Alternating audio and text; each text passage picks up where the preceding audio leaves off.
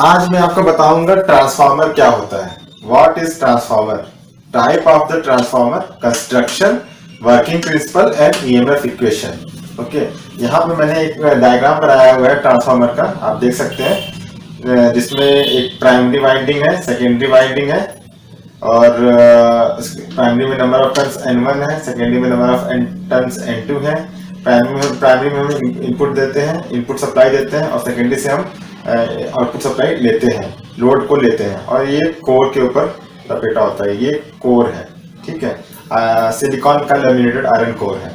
तो ट्रांसफार्मर क्या है? ट्रांसफार्मर एक डिवाइस है जो इलेक्ट्रिकल एनर्जी को ट्रांसफर करता है एक सर्किट से दूसरे सर्किट में with the help of electromagnetic field. Magnetic field के माध्यम से वो एक इलेक्ट्रिकल एनर्जी को एक साइड से दूसरी साइड में ट्रांसफर करता है, ठीक है।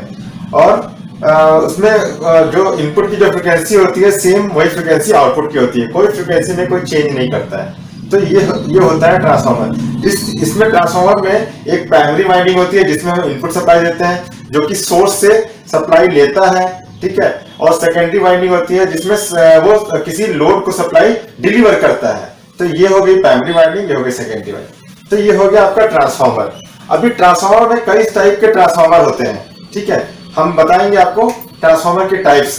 तो ट्रांसफार्मर का जो टाइप्स होता है वो 3 टाइप्स का होता है बेसिकली। कोर टाइप,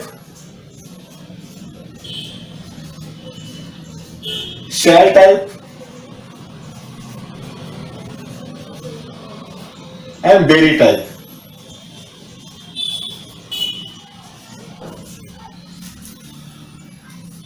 तो बेसिकली 3 टाइप्स के ट्रांसफार्मर होते हैं। तो जनरली जो हम लोग यूज करते हैं वो mainly core type and shell type का होते हैं, यूज करते हैं। मैक्सिमम जो यूज होता है वो शेल टाइप का यूज किया जाता है और कोर टाइप का यूज किया जाता है। बेरी टाइप का बहुत ही रेयर केस में यूज किया जाता है, जनरली ज्यादा यूज नहीं किया जाता है, ठीक है। तो ये होता है। अभी हम समझेंगे क्या कोर टाइप का ट्रांसफार्मर क्या होता है। जैसे मैंने यहाँ डायग्राम बनाया है, इसको बोलते हैं हम कोर टाइप का ट्रांसफार्मर। कोर टाइप मैं आपको फिर से समझाता हूं। कोर टाइप में क्या होता है, एक इस टाइप का एक रेक्टेंगुलर कोर होता है जिसमें एक प्राइमरी वाइंडिंग होती है एक साइड, एक लिंब पे, सेकेंडरी वाइंडिंग होती है दूसरे लिंब पे। तो ये हो गया प्राइमरी वाइंडिंग, ये हो गया सेकेंडरी वाइंडिंग। और इसमें जब सोर्स अप्लाई करते हैं तो जो फ्लक्स प्रोड्यूस होता है वो फ्लक्स का पाथ एक होता है। ये देखिए, जैसे आप सप्लाई प्रोवाइड देंगे, अप्लाई करेंगे तो करंट प्रोड्यूस फ्लो होगा, करंट की वजह से फ्लक्स जनरेट होगा जो इस तरह से इस सर्किट में ऐसे फ्लो होगा, ठीक है। तो ये हो गया हमारा फ्लक्स जो इस कोर में मूव कर रहा है, फ्रॉम प्राइमरी साइड से सेकेंडरी साइड में मूव कर रहा है कोर में। तो इसमें जो फ्लक्स का पाथ है वो एक ही है, देखिए सिंगल पाथ है, वो हमको ऐसे दिखाई दे रहा है, ऐसे जा रहा है, ऐसे टर्न कर रहा है। तो नंबर ऑफ पाथ कितने हो गए शेल कोर टाइप में? फ्लक्स का पाथ हो गया एक ही पाथ है फ्लक्स का। तो जो भी फ्लक्स लिंकिंग हो रही है वो ऐसे लिंकिंग हो रही है। ये इसको हमने सप्लाई दिया तो यहां से मैग्नेटिक फ्लक्स प्रोड्यूस हुआ इस कॉइल में, और ये जो प्राइमरी का कॉइल है वो इसमें इसी लूप में जा रहा है और यहां से इसका प्रोड्यूस हो रहा है। तो यहाँ पे हमको एक वोल्टेज मिल रहा है, इसको हम सेकेंडरी वोल्टेज कहते हैं। तो नंबर ऑफ इसमें बेसिकली देखेंगे नंबर ऑफ पाथ क्या है, एक ही पाथ है और ये डिफरेंट लिंब के ऊपर में 2 ही लिंब होते हैं इसमें, एक लिंब प्राइमरी एक सेकेंडरी लिंब। तो इस लिंब एक लिंब पे प्राइमरी वाइंडिंग की जाती है, एक लिंब पे सेकेंडरी वाइंडिंग की जाती है, ठीक है। तो इस तरह का ये हो गया कोर टाइप का ट्रांसफार्मर। अभी हम चलेंगे देखेंगे शेल टाइप का ट्रांसफार्मर क्या होता है। शेल टाइप का ट्रांसफार्मर क्या होता है? शेल टाइप के ट्रांसफार्मर में 3 लिंब होते हैं। ये इस टाइप का ट्रांसफार्मर होता है शेल टाइप का, इसमें हम प्राइमरी वाइंडिंग करते हैं ऐसे, ये प्राइमरी वाइंडिंग हो गई। सेकेंडरी वाइंडिंग भी इसी के ऊपर की जाती है,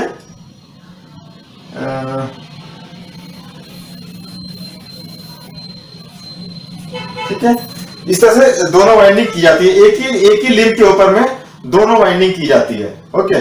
तो इस केस में जब हम प्राइमरी वोल्टेज अप्लाई करते हैं, मान लीजिए ये आपका प्राइमरी है, अगर इस साइड अगर प्राइमरी है आपका,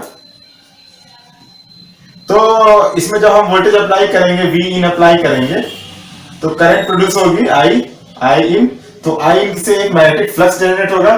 तो जो मैग्नेटिक फ्लक्स होगा तो वो फ्लक्स इस लिंब में क्या होगा, मान लीजिए इस लिंब में फाई है, यहाँ पे इस पोजीशन, अगर मान लीजिए ए पोजीशन है तो ए पोजीशन में क्या है, 5 फ्लक्स है, टोटल फ्लक्स कितना है 5। तो अभी देखिए इसमें दो पाथ दिखाई दे रहा है हमको। एक पाथ क्या है, एक पाथ ऐसे है और एक पाथ ऐसे है। तो फ्लक्स के पाथ कितने हो गए, 2 पाथ हो गए फ्लक्स के, एक ये हो गया और एक ये पाथ हो गया। तो और यहां पे मैं क्या है, टोटल फ्लक्स 5 है 5। तो यहां पे जो फ्लक्स हो गया ये हो गया 5/2, ये वाला भी कितना हो गया 5/2, मीन्स आधा आधा फ्लक्स डिवाइड हो गया, आधा उधर चला गया आधा इधर चला गया। फिर बाद में बीच में जब आता है तो सेंटर में जाकर के कंबाइन हो जाता है। तो टोटल फ्लक्स हमारा यहाँ पे कितना होगा 5 हो गया, यहाँ पे कितना हो गया आधा हो गया, यहाँ पे भी हाफ हो गया। तो इसलिए यहाँ पे कितना पाथ हो गया फ्लक्स के, यहाँ पे 2 पाथ हो गए, इसलिए इसको हम शेल टाइप का ट्रांसफार्मर बोलते हैं। Okay, derivative transformer is different type of transformer, वो छोड़ दीजिए। तो ये हो गया हमारा टाइप्स ऑफ द ट्रांसफार्मर। अभी ट्रांसफार्मर में टाइप के साथ में अभी इसमें क्या होता है कि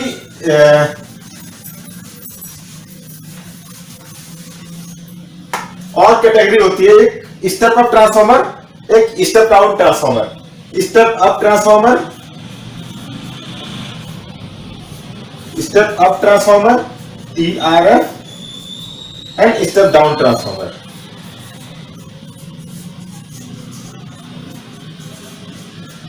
इसको हम समझते हैं क्या होता है स्टेप अप स्टेप डाउन क्या होता है। स्टेप अप मीन्स होता है कि किसी चीज को हम अप कर रहे हैं, मतलब हम किसी चीज का वोल्टेज बढ़ा रहे हैं तो उसको हम बोलेंगे स्टेप अप।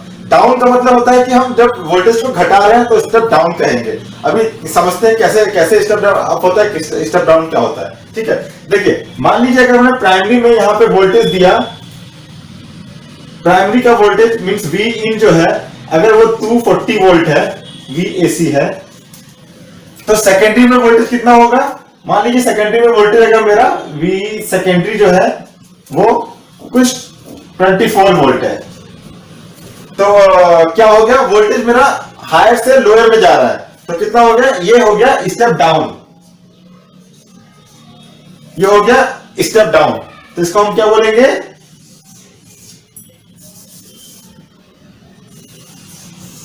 ये हो गया स्टेप डाउन।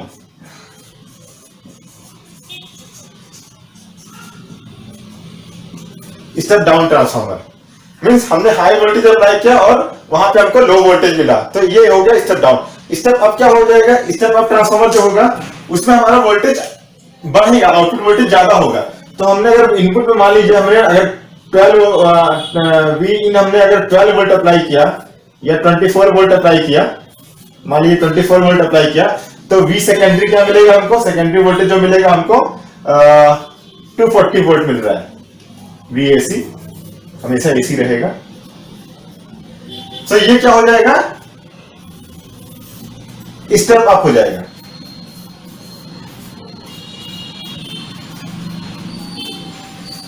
तो इस तरह से हम ट्रांसफार्मर से वोल्टेज को बढ़ा सकते हैं और घटा सकते हैं जैसे हमारी रिक्वायरमेंट होगी। जब ट्रांसमिशन लाइन पढ़ते हैं तो जब जनरेटर सेट पे पावर, जहां पे पावर जनरेट की जाती है, वहां पे क्या होता है कि वहां पे जनरेटर से कुछ 11 kV जनरेट होता है, फिर उसको हम जब ट्रांसमिट करते हैं तो 11 kV को हम बढ़ा देते हैं वोल्टेज, तब वहां पे बढ़ाने के लिए हमें ट्रांसफार्मर कौन सा यूज करना पड़ता है, step down step up transformer use करना पड़ता है। तो फिर उसके बाद जब स्टेप अप से बढ़ा देते हैं, जब उस लाइन को ट्रांसमिट कर देते हैं, तो मान लीजिए एक सिटी से दूसरी सिटी में जब जाता है तो हमको फिर से वोल्टेज क्या करना पड़ता है, स्टेप डाउन करना पड़ता है ताकि हमको लो वोल्टेज यूज कर सके। तो हम वहां पे स्टेप डाउन ट्रांसफार्मर यूज करते हैं। ओके, तो इस तरह से हम step up step down transformer को यूज कर सकते हैं। तो ये हो गया हमारा बेसिकली ट्रांसफार्मर का category, step up step down और उनके टाइप्स। नाउ अभी हम पढ़ेंगे कि इसका कंस्ट्रक्शन, ट्रांसफार्मर का कंस्ट्रक्शन क्या होता है, मैं आपको बताता हूं। देखिए ट्रांसफार्मर का कंस्ट्रक्शन क्या होता है, ट्रांसफार्मर के कंस्ट्रक्शन के लिए एक कोर होती है, कोर के ऊपर हम वाइंडिंग करते हैं, जिसे हम जिसमें एक नंबर ऑफ टर्न्स लपेटे जाते हैं वायर के, उसको बोलते हैं वाइंडिंग करना। तो ये वाइंडिंग की गई है, तो इसको हमने मान लिया प्राइमरी है, तो इसको बोल दिया हमने प्राइमरी टर्न। फिर हमने एक और वाइंडिंग की है, उसको बोल दिया सेकेंडरी टर्न। तो इसमें क्या होता है, ट्रांसफार्मर में एक प्राइमरी वाइंडिंग होती है, एक सेकेंडरी वाइंडिंग होती है। हो सकता है सेकेंडरी वाइंडिंग मल्टीपल वाइंडिंग हो, तो सेकेंडरी वाइंडिंग में वाइंडिंग 1, वाइंडिंग 2, वाइंडिंग 3, वाइंडिंग 4, इस टाइप की कई सारी वाइंडिंग, मल्टीपल वाइंडिंग की ट्रांसफार्मर हो सकता है। तो ये हो गया इसमें बेसिकली क्या है, जो फ्लक्स को एक पाथ से दूसरे पाथ में विदाउट लॉस के पहुंचा रहा है, उसको वो जो काम कर रहा है वो मेरा ये कोर कर रहा है। मींस देखिए यहाँ पे जो वोल्टेज अप्लाई करते हैं तो करंट मिलता है, करंट की वजह से क्या होता है, हमारा फ्लक्स जनरेट होता है, मींस मैग्नेटिक फील्ड जनरेट होती है। तो जो मैग्नेटिक फील्ड क्या होती है वो यहां से इस कॉइल को लिंक करनी है। तो वो कैसे लिंक होती है, इस कोर के थ्रू फ्लक्स यहां से यहां तक मूव करता है और इसमें लिंक हो जाता है। तो जैसे ही फ्लक्स चेंज होता है क्या होता है, बिकॉज ये जो हमारा सोर्स हमने अप्लाई किया वो एसी सप्लाई है, अल्टरनेटिंग सोर्स है, तो फ्लक्स क्या है, रेट ऑफ टाइम के हिसाब से चेंज हो रहा है। तो क्या हो रहा है, सेम चेंज के हिसाब से यहाँ पे भी एक वोल्टेज इंड्यूस हो रहा है। ठीक है, ये हम आपको उसके वर्किंग प्रिंसिपल में बताएंगे कैसे काम करता है। ठीक है, तो इसमें प्राइमरी वाइंडिंग होती है, सेकेंडरी वाइंडिंग होती है। मान लीजिए प्राइमरी वाइंडिंग में नंबर ऑफ टर्न्स कितने हैं, N1 है, number of turns secondary winding में कितने हैं, N2 है, और प्राइमरी का वोल्टेज V1 है, सेकेंडरी का वोल्टेज V2 है, और फ्लक्स यहाँ पे हमारा फाई है। तो ये होता है हमारा construction of the transformer. Shell type में ये आपका कोर टाइप का हो गया। सेल टाइप में मैंने बताया था, तो सेल टाइप में क्या करते हैं, सेंटर की वाइंडिंग में, सेंटर के लिंब में हम क्या कहते हैं, एक प्राइमरी करते हैं और ये उसके बाद में सेकेंडरी करते हैं। जैसे ये हमारा हो गया सेल टाइप में, तो हमने एक प्राइमरी वाइंडिंग कर दी, उसके बाद में उसी के अंदर में एक हमने सेकेंडरी वाइंडिंग कर दी, उसके बाद हमने उसके ऊपर एक सेकेंडरी वाइंडिंग कर दी। तो ये हो गया शेल टाइप का, शेल टाइप का ट्रांसफार्मर। तो ये होता है ट्रांसफार्मर का कंस्ट्रक्शन। जो बड़े बड़े डिस्ट्रीब्यूशन ट्रांसफार्मर होते हैं उसके अंदर भी यही चीज होता है, लेकिन वो 3 फेज के ट्रांसफार्मर होते हैं। तो उसमें क्या होता है, एक एक्स्ट्रा लिंब होता है, ये जैसे ये 3 लिम्स है, तो एक वाइंडिंग इसमें की जाती है हाई वोल्टेज की, सेम वाइंडिंग हाई वोल्टेज की, आर की वाइंडिंग इसमें की जाती है, वाई की इसमें की जाती है, बी की इसमें की जाती है। फिर उसके बाद में सेकेंडरी वाइंडिंग के लिए इसमें आर की करते हैं, वाई की करते हैं, बी की करते हैं, उसी के ऊपर की जाती है। तो वो 3 फेज का ट्रांसफार्मर हो जाता है। होता है ऐसे शेल टाइप का ट्रांसफार्मर होता है, लेकिन उसमें फिर उसको फिर एक टैंक में डाला जाता है, उसमें ऑयल फिल किया जाता है, उसमें ग्लूकोज रिले लगी होती है, कंजर्वेटर टैंक होता है, ब्रीदर होता है, बहुत सी और चीजें उसमें इस्तेमाल की, बिकॉज वो हाई वोल्टेज को करके लो वोल्टेज। यहाँ पे जो हम पढ़ रहे हैं वो ज्यादा हाई वोल्टेज नहीं है, वो 440 है। नॉर्मली जो हम घर में यूज करते हैं या कंट्रोल या किसी रेडियो रिकॉर्डर में यूज करते हैं, इस टाइप का ये कंट्रोल ट्रांसफार्मर की बात कर रहे हैं। ठीक है, वो बेसिकली ट्रांसफार्मर थोड़े से डिफरेंट, वो डिस्ट्रीब्यूशन ट्रांसफार्मर, पावर ट्रांसफार्मर, वो सब डिफरेंट होते हैं थोड़े उसमें, बट कंस्ट्रक्शन सभी का लगभग सेम ही होता है। तो ये हो गया कंस्ट्रक्शन ऑफ द ट्रांसफार्मर।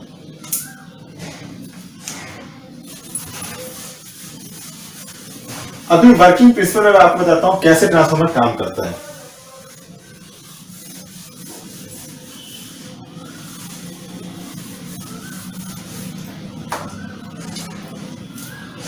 तो ट्रांसफार्मर जो हमारा है वो फैराडे के इंडक्शन प्रिंसिपल पे काम करता है, म्यूचुअल इंडक्शन प्रिंसिपल पे। तो जो हमारा फैराडेज लॉ है ऑफ इंडक्शन,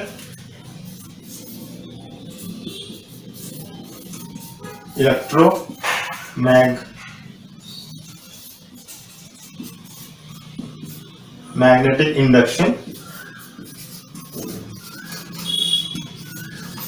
ये इस प्रिंसिपल पे काम करता है।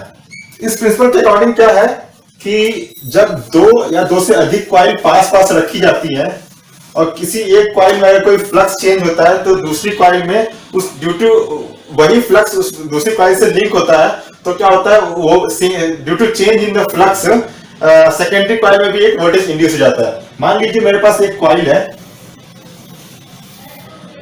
और ये दूसरी कॉइल है, ये पास पास रखी है, हमने यहाँ पे कोई वोल्टेज अप्लाई किया, वी इन अप्लाई किया, तो इसमें करंट फ्लो होगी।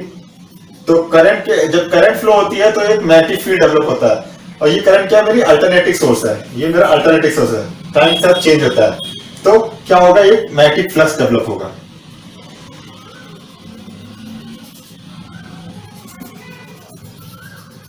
जैसे हमने प्राइमरी में अप्लाई किया एक फ्लक्स डेवलप हो जाता है, ठीक है, मैग्नेटिक फील्ड डेवलप हो जाता है। तो ये फ्लक्स देखिए, ये प्राइमरी का फ्लक्स है वो सेकेंडरी वाइंडिंग से के अंदर से पास होके जा रहा है, लिंक हो रहा है, उससे भी लिंक हो रहा है। तो क्या हो रहा है, जैसे जैसे ये फ्लक्स, जैसे हमने अपना सोर्स चेंज हो रहा है, flux rate of change time के हिसाब से चेंज हो रहा है, तो यही सेम फ्लक्स यहाँ भी चेंज हो रहा है। तो जैसे ही सेकेंडरी से लिंक हो रहा है तो इसमें भी फ्लक्स चेंज हो रहा है। तो इस फ्लक्स चेंज होने की वजह से क्या होगा, यहाँ पे एक हमको ईएमएफ डेवलप हो जाएगा, EMF, electromotive force.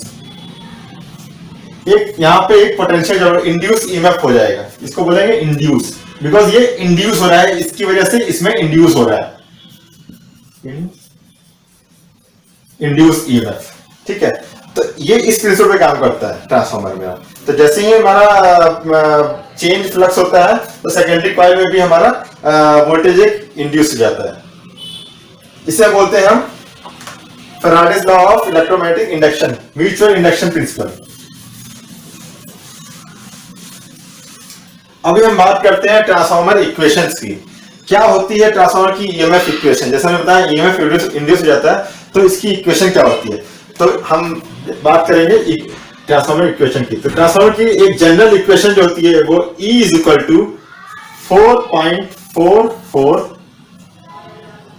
F means frequency, जो हमने सप्लाई अप्लाई की यहाँ पे, जैसे हम अप्लाई करते हैं हमारे घर में 240 वोल्ट VAC 50 हर्ट्ज की सप्लाई आती है, तो वही वो फ्रीक्वेंसी, ये फ्रीक्वेंसी क्या हो गई, F is equal to 50।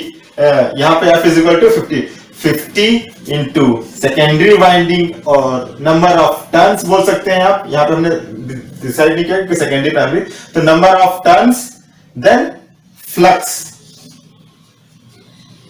Means जैसे मैंने बताया ना फ्लक्स फ्लो हो रहा है, तो वही फ्लक्स, ये होती है हमारी ट्रांसफार्मर इक्वेशन। और flux is equal to phi is equal to B into A होता है। B is the flux density and A is the हमारा कोर का क्रॉस सेक्शनल एरिया। वो कैसे पता करेंगे कोर का? जो हमारा कोर है अगर इसको हम यहां से अगर कट कर दें तो हमको जो अगर इसका व्यू दिखाई देगा, कट करने के बाद में कोर का एक जो व्यू दिखाई देगा वो ऐसा दिखाई देगा। तो इस कोर का क्रॉस सेक्शनल एरिया जो होगा वो मेरा ए होगा। मान लीजिएगा वो भी कैसे निकालेंगे, ए इज इक्वल टू कैसे निकालेंगे हम ए, तो एक लिए आप ये अगर हमको लेंथ मालूम हो जाए, मीन्स एक ये लेंथ मालूम हो जाए और इसका अगर इसको मैं 3D बनाऊं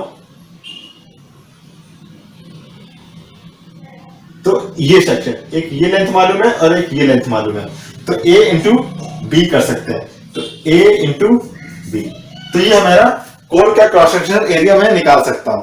तो वो मेरे को एरिया मालूम है, तो वो एरिया ये है, ये मैक्सिमम फ्लक्स डेंसिटी है। ये डिपेंड करती है कोर टू कोर पे के हिसाब से डिपेंड करती है। मैक्सिमम बी मैक्स जनरली इसकी वैल्यू फिक्स रहती है डिफरेंट कोर के लिए। जैसे कि हमें सिलिकॉन कोर यूज करते हैं, ठीक है, उसके लिए किसी में 2000 गॉस, जो कि मेरा फ्लक्स डेंसिटी का वो है, वो इतना इस टाइप का लगभग ये फिक्स रहता है, इतना मैक्सिमम यूज कर सकते हैं। बहुत अच्छी कोर है तो हमको मैक्सिमम मिलेगा, और अगर कोर थोड़ी सी अच्छी नहीं है तो थोड़ा सा वो वैल्यू डाउन हो जाती है हमारी। तो ये हो गया फ्लक्स। तो हम यहाँ पे इसको लिखेंगे इस फॉर्मूले के अकॉर्डिंग। तो हमारा ये फॉर्मूला कैसे कन्वर्ट हो जाएगा, B इंटू ए,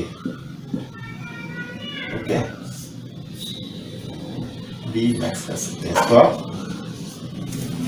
तो ये हो गया मेरा ट्रांसफार्मर का इक्वेशन, ईएमएफ इक्वेशन।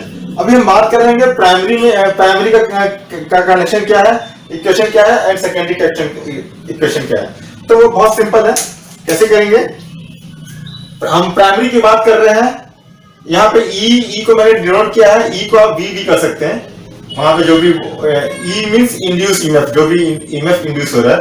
तो हम प्राइमरी का अगर इक्वेशन लिखेंगे तो क्या लिखेंगे, V1 is equal to 4.44 into F into N1 into B max into A.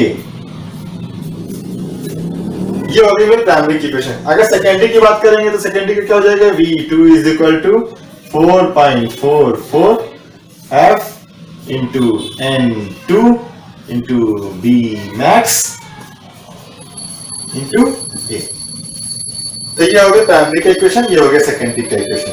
Okay, अभी देखिए दोनों में कॉमन क्या है। देखिए ये जो वैल्यू है कॉमन है। ये वैल्यू कहां से आती है? फॉर्म फैक्टर से वैल्यू आती है, ठीक है। बिकॉज हमारे एवरेज वैल्यू और आरएमएस वैल्यू का जब फॉर्म फैक्टर निकालते हैं तो वहां से हमको ये वैल्यू मिलेगी। तो ये मत देखिए आप अभी, इसका डिस्क्रिप्शन हम आपको बाद में बता देंगे।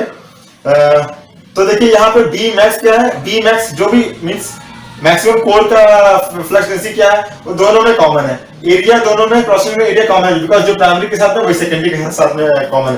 फ्रीक्वेंसी दोनों में कॉमन है। तो ये हो गया हमारा इक्वेशन प्राइमरी एंड सेकेंडरी का। अगर मान लीजिए हमको इन दोनों में प्राइमरी सेकेंडरी में इंटरलिंक करना है, हमको रिलेशन निकालना है, तो कैसे निकालेंगे? जस्ट इसको आप डिवाइड कर दीजिए। तो देखिए क्या बचेगा मेरे पास में, V1 upon V2 is equal to, ये कट जाएगा इससे, F कट जाएगा, कैंसिल हो जाएगा, B दोनों में कॉमन है, कैंसिल हो जाएगा, A भी दोनों में कॉमन है, कैंसिल हो जाएगा। तो बचेगा क्या? N1 upon. तो हमारा रिलेशन क्या है दोनों के बीच में? ये रिलेशन निकला, ठीक है। तो primary voltage upon secondary voltage is equal to number of turns in the primary, number of turns is the secondary. तो उसका रेशियो हम निकालेंगे तो ये हो जाएगा मेरा ट्रांसफार्मर के बीच में, प्राइमरी सेकेंडरी के बीच में रिलेशनशिप। अभी ये चीज जो होता है इसको हम और भी अच्छी तरह से लिख सकते हैं। आपको करंट के फॉर्म में भी लिखना है तो करंट के फॉर्म में भी बताते हैं हम आपको, बिकॉज जनरली आपको करंट के फॉर्म में भी पता होना चाहिए। तो क्या हो जाएगा? V1 upon V2 is equal to N1 upon N2 is equal to, यहां पे हम करंट उल्टा लिखेंगे, I2 अपॉन I1, ठीक है। देखिए सेम करंट, जब भी करंट का फॉर्म फैक्टर आएगा तो हमेशा उल्टा लिखिए। मींस आपको याद करने का तरीका क्या है? 1/2 है तो करंट के टर्म में उल्टा हो जाएगा, 2/1 हो जाएगा। Means secondary current upon primary current हो जाएगा। तो ये रिलेशन है हमारा ट्रांसफार्मर के प्राइमरी सेकेंडरी के बीच में, ठीक है। अब जनरली हमको पता करना है कि अभी मैं आपको बताता हूँ टर्न रेशियो क्या होता है, बिकॉज वो इंपॉर्टेंट फैक्टर है। जब कोई क्वेश्चन करते हैं हम तो जनरली वो दिया रहता है हमको, हम को वो डेटा एक्चुअली जब ट्रांसफार्मर डिजाइन किया जाता है तो वहां से निकाला जाता है, ठीक है। टर्न रेशियो, एक छोटा पॉइंट डाल देता हूं मैं, टर्न रेशियो। तो टर्न रेशियो क्या होता है? टर्न रेशियो को हम डिफाइन करेंगे ए से। Turn ratio is the ratio, देखिए रेशियो आ रहा है तो हमको जस्ट टर्न का रेशियो निकालना। मीन देखिए प्राइमरी में नंबर ऑफ टर्न्स कितने, सेकेंडरी में नंबर ऑफ टर्न्स है, उनका रेशियो अगर निकाल दिया इसको टर्न रेशियो कहेंगे। तो क्या हो जाएगा? Primary turns N1 upon N2। तो ये हो जाएगा हमारा टर्न रेशियो। एक और होता है 7 ट्रांसफॉर्मेशन रेशियो। तो ट्रांसफॉर्मेशन रेशियो क्या होता है? ट्रांसफॉर्मेशन रेशियो ये जस्ट टर्न रेशियो का उल्टा होता है, इज इक्वल टू 1/A। आप कह सकते हैं number of turn in the secondary upon number of turn in the primary.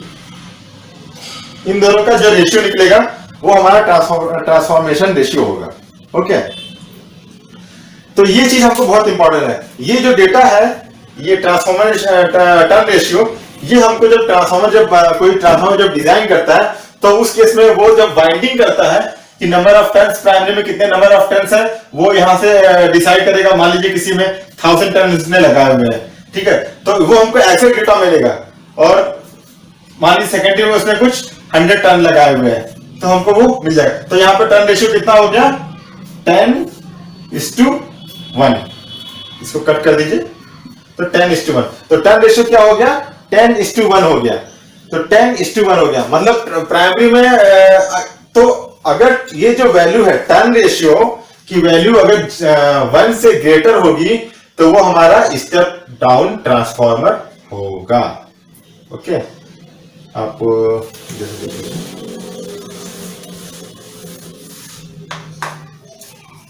तो टर्न रेशियो क्या होगा हमारा इसका, मान लीजिए प्राइमरी में आपको कितना है 1000 है, सेकेंडरी में 100 है, तो यहाँ पे कितना हो गया 10/1।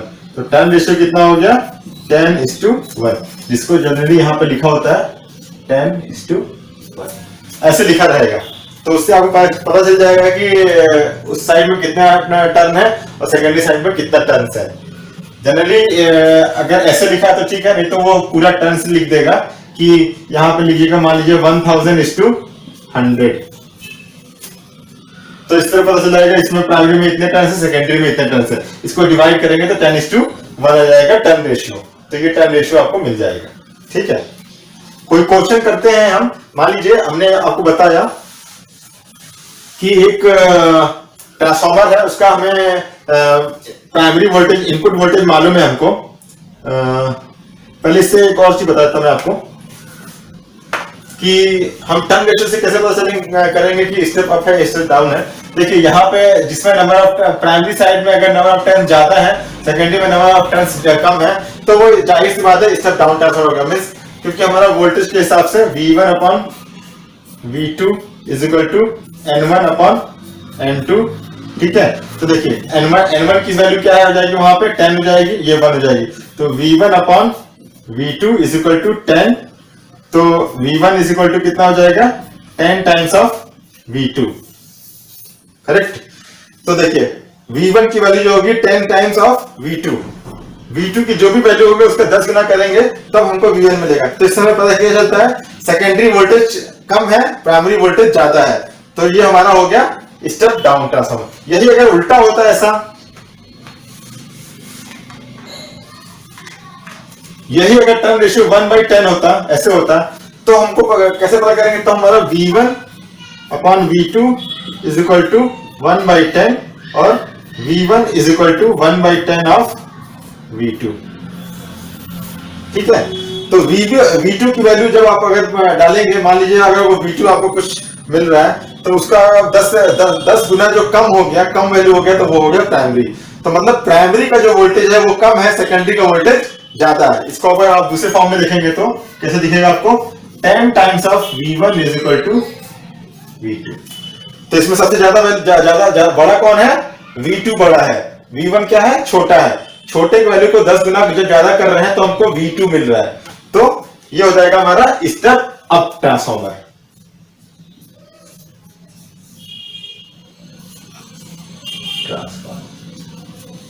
ओके, इसी क्वेश्चन इसी पे एक उदाहरण करके देखते हैं हम। मान लीजिए आपको एक ट्रांसफार्मर दिया हुआ है, बोलता है कि उसमें प्राइमरी का वोल्टेज 240 वोल्ट है, सेकेंडरी वोल्टेज हमको निकालना है। मान लीजिए आपको उसमें टर्न रेशियो दे दिया, उसने टर्न रेशियो दे दिया 10:1। ठीक है, तो यहां पे आप कंफ्यूज मत होइए, सिर्फ दो ही डेटा है। वो बोल रहा है कि what is the value of secondary voltage, क्या होगा उसका। तो कैसे निकालेंगे, सिंपल फॉर्मूला बताया मैंने, आप यहां पे लिख लीजिए कि V1/V2 is equal to N1/N2 is equal to क्या होगा, मीन्स हमको निकालना है। ठीक है, अभी यहाँ पे देखिए N1/N2 आपको नहीं दिया हुआ है, लेकिन आप कैसे निकाल सकते हैं। N1/N2 क्या होता है, A के बराबर होता है। अभी देखिए टर्न रेशियो क्या होता है, A इज इक्वल टू क्या होता है, N1/N2। तो यहां से आपको क्या मिल गया, A की वैल्यू क्या मिल गई आपको, N1/N2 की वैल्यू क्या मिल गई 10:1। तो यहां डाल दीजिए, यहाँ पे 10:1। ठीक है, तो यहाँ V1 की वैल्यू क्या दी है, 240 दी है, तो डालिए 240/V2 इज इक्वल टू 10/1। तो यहां से निकालिए, दिस इंप्लाइज V2 की वैल्यू कितनी हो जाएगी, 240 divide by 10 is equal to 24। ठीक है, तो इस तरह से हम किसी भी ट्रांसफार्मर का कोई वैल्यू डेटा वैल्यू दिया रहेगा तो हमको जस्ट ये इक्वेशन याद रखनी है, जो ट्रांसफार्मर की बेसिक इक्वेशन हमने आपको बताई, उसके थ्रू आप कोई भी क्वेश्चन कर सकते हैं। ठीक है, और जनरली जो हम टर्न रेशियो निकालना होता है वो हमने दिखाया ना, वोल्टेज के फॉर्म से भी निकाल सकते हैं। Means N1/N2 is equal to V1/V2। हम ये जो टर्न रेशियो है ये हम निकाल सकते हैं V1 से भी, लेकिन ये जो है ये value, this value is more accurate.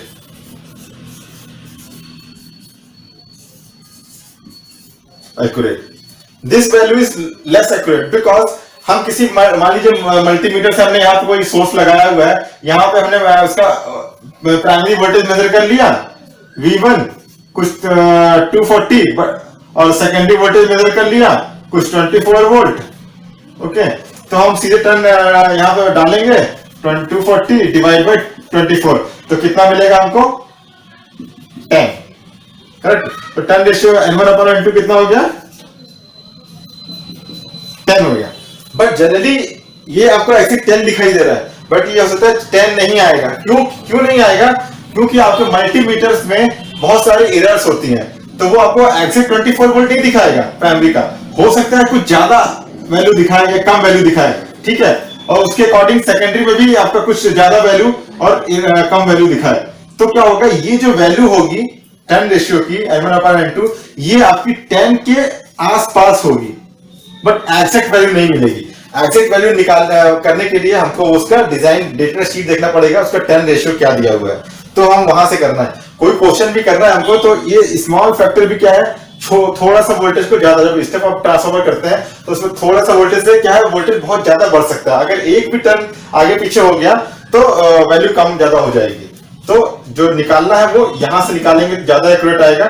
यहां से हम अप्रोक्सीमेटली कर सकते हैं, अगर हमको नहीं मालूम है तो हम बस वेरिफिकेशन के लिए ये फंडा अपना सकते हैं, उससे कर सकते हैं। Okay, thank you. आप लोगों को कैसा लगा ये वीडियो, प्लीज लाइक करिए, सब्सक्राइब करिए। थैंक यू दोस्तों।